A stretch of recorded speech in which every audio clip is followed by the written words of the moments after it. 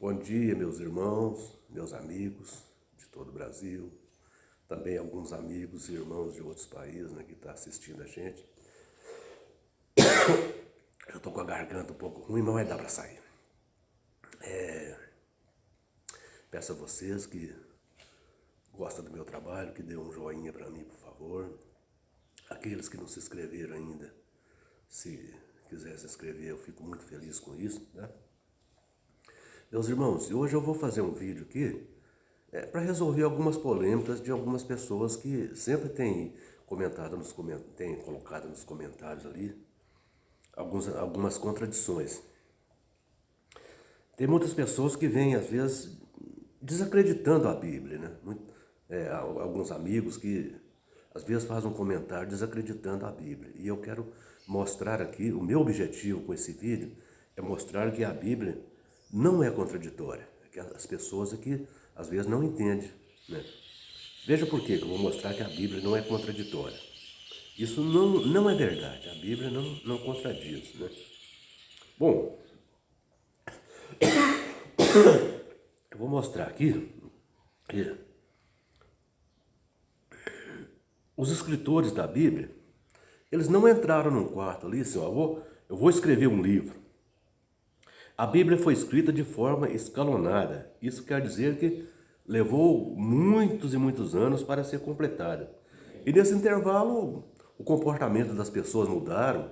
De anos em anos, muda muitas coisas, né? Então, por isso que às vezes parece que a Bíblia é contraditória, mas não é. Mas é bom lembrar que Deus inspirou a escrita da Bíblia, mas Deus não ditou nada para ninguém escrever. Deus permitiu que eles usassem ali a sua inteligência, né? Deus permitiu que eles usassem a inteligência deles para escrever a Bíblia. O escritor Lucas, por exemplo, que é o escritor do livro de Lucas e de Atos. O escritor Lucas, em Lucas, no capítulo 1, versículos 1 a 4, ele disse que fez investigações rigorosas, entrevistando pessoas que conviveram com Jesus, para extrair ali informações, para escrever.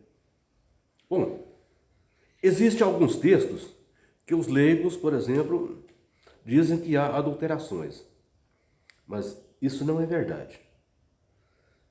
Isto porque uma coisa que foi escrita no Evangelho também foi escrita no outro. E nós encontramos algumas diferenças ali na maneira de falar, nas palavras que estão colocadas ali. Então, às vezes encontramos alguma diferença. Mas eu vou justificar. Suponhamos que você dá uma história para 4 roteiristas, para que eles façam ali para que eles façam um roteiro da mesma história, né? Da mesma história. É humanamente impossível que os quatro roteiristas façam um relato igual, né? Até porque as pessoas são diferentes uns dos outros. Então foi assim que aconteceu com os escritores dos evangelhos. Os evangelhos, apesar de ter a mesma história e os mesmos personagens, cada um tinha um objetivo diferente. Por exemplo, um destacou mais Jesus, o homem, outro destacou mais a divindade de Jesus, assim por diante. Eu vou mostrar aqui agora alguns textos que as pessoas têm dificuldade de entender, ou seja, pensam que há contradições, mas não há. Por exemplo, Mateus 27, capítulo 27, versículo 5, e Atos, capítulo 1, versículo 18, que esses dois textos tratam ali da morte de Judas. Por exemplo, Mateus escreveu ali que Judas atirou as moedas ali no santuário e foi se enforcar. Preste atenção na palavra. Mateus escreveu que Judas foi se enforcar, né? Mateus disse que ele foi se enforcar, mas não concluiu a história. Não disse que ele enforcou, não detalhou a história.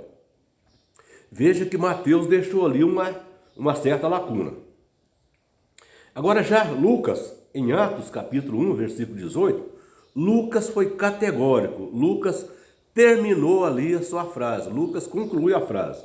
Lucas diz que Judas precipitou-se, rompeu pelo meio, todas suas entranhas se derramaram.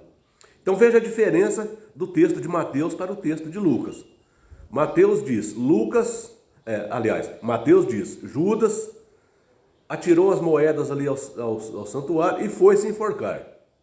Quer dizer que deixou uma lacuna, não terminou, não confirmou se ele se enforcou. Agora já Lucas diz, ele precipitou-se, rompeu-se pelo meio e suas entranhas se derramaram. Então vejam vocês, irmãos, que Lucas foi afirmativo. Lucas não deixou de sombra de dúvida, já Mateus deixou, né? Então veja que o texto de Lucas foi realmente concluído. Mateus levantou ali uma hipótese e Lucas falou com certeza. Até porque, se formos analisar, vocês observaram ali no texto de Lucas, capítulo 1, versículos 1 a 4, que Lucas disse que ele fez investigações para ter certeza do que ele estava escrevendo, não é verdade? Se vocês for analisar, Atos foi escrito 14 anos depois de Mateus. Mateus foi escrito por volta do ano 56, por volta, mais ou menos 56, né? Porque a data certinha ninguém tem, né? E já Atos foi escrito por volta do ano 70. Então, isso significa que Lucas teve 14 anos a mais de tempo para investigar. Então, Lucas tinha mais condições de afirmar do que Mateus, quanto Mateus, talvez, quando escreveu, ele não tinha tanta certeza, como Lucas tinha nesse caso, né? Então veja que outro texto que as pessoas também às vezes interpretam assim, acha difícil de interpretar, é Mateus capítulo 20, versículos 20 e 21 e Marcos capítulo 10, versículo 35. Mateus disse que a mulher de Zebedeu pediu a Jesus que permitisse que seus dois filhos, João e Tiago, assentassem um à direita, o outro à esquerda de Jesus no reino de Deus. Certo? E já Marcos escreveu que João e Tiago, filhos de Zebedeu, fizeram um pedido a Jesus, que um sentasse à direita, o outro à esquerda de Jesus no reino de Deus. Então, meus irmãos, qual a contradição que há aqui? Um disse que a mãe deles pediu, outro disse que eles pediram. Bom, podemos afirmar aqui que Marcos e Lucas, aliás, Marcos e Mateus, escreveram a mesma história, só que Marcos escreveu de forma resumida e Mateus de forma mais abrangente, certo? Mateus explorou mais a história, explorou mais o relato. E já Marcos escreveu de forma resumida.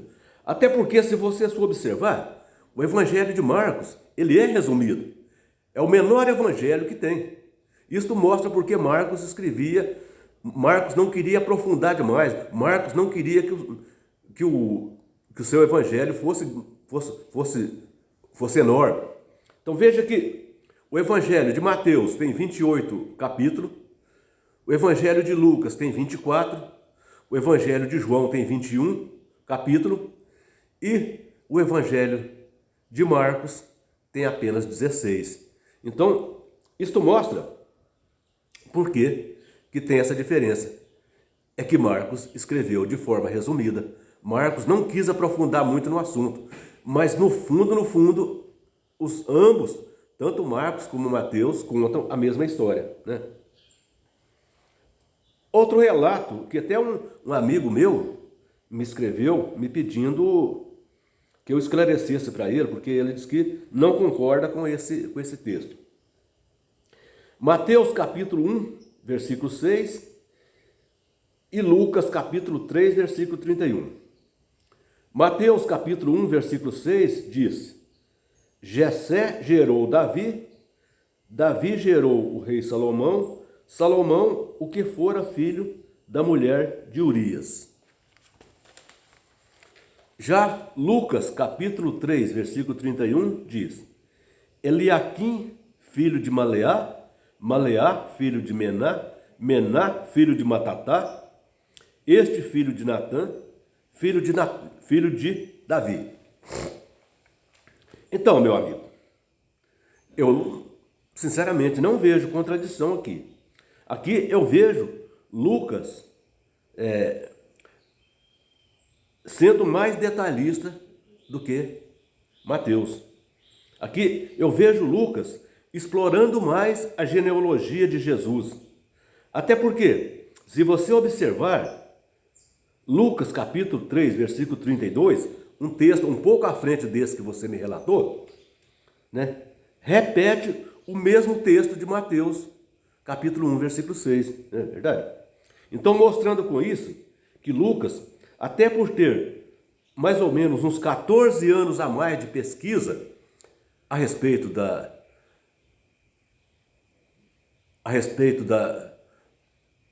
passagem de Jesus, ele tinha condições de explorar mais a genealogia de Jesus. Então foi o que eu vi aqui. Foi Lucas explorando mais a genealogia de Jesus, algo que Mateus não fez. Então, pelo que eu entendo aqui, eu não vejo contradições na Bíblia. A Bíblia é veraz, continua sendo veraz e sempre vai ser veraz. É porque ela é a palavra de Deus e nunca vai deixar de ser.